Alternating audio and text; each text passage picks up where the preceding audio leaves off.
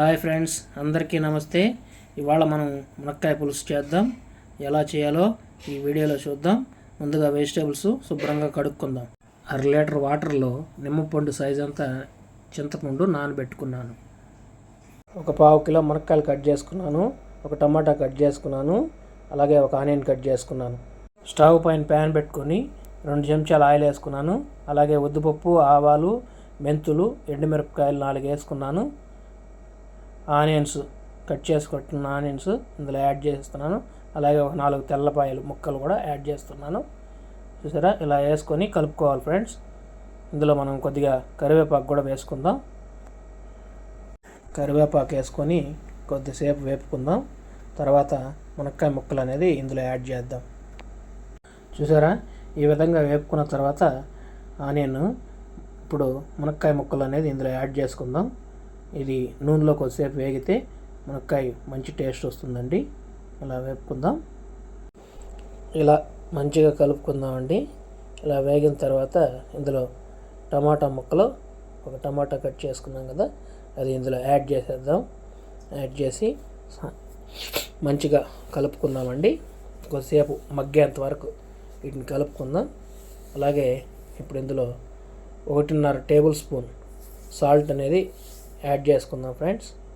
1 చెంచా పసుపు కూడా ఇందులో యాడ్ చేసుకుందాం ఫ్రెండ్స్.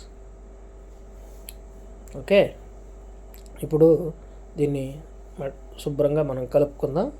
ఇందులో 1.5 లీటర్ వాటర్ అనేది యాడ్ చేశాను.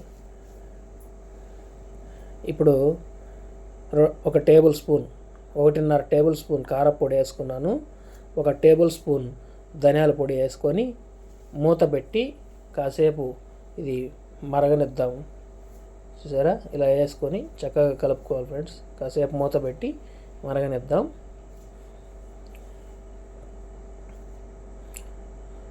చక్కగా మరిగింది. ఇప్పుడు దీంట్లో కొద్దిగా 1 చిటికెడు ఇంగువ పొడి వేద్దాం.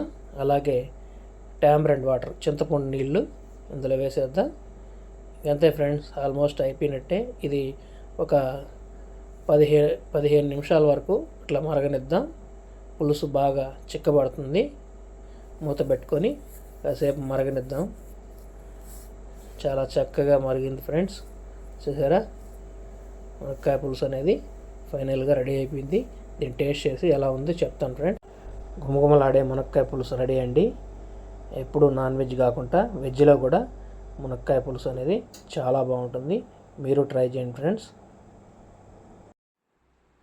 మునక్కాయ పులుసు అయితే టేస్ట్ చేద్దాం, ఎలా ఉందో మీకు చెప్తానండి.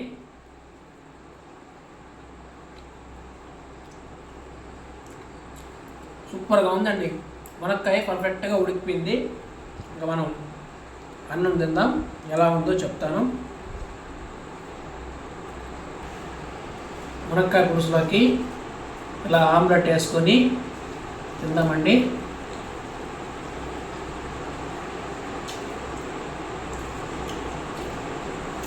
చాలా సూపర్గా ఉందండి. మీరు నేను చెప్పిన విధంగా మునక్కాయ పులుసు చేసుకొని తినండి, చాలా బాగుంటుంది. వారంలో 1 రోజైనా మనం మునక్కాయ పులుసు అనేది తినాలండి. ఎందుకంటే చాలా విటమిన్స్ ఉంటాయి, ఆరోగ్యకరం, చాలా హెల్దీ అండి మునక్కాయ. మా వీడియో మీకు కనుక నచ్చినట్లయితే లైక్ చేయండి, షేర్ చేయండి, అలాగే కామెంట్ పెట్టండి, సబ్స్క్రైబ్ చేయండి ఫ్రెండ్స్. Okay friends, bye.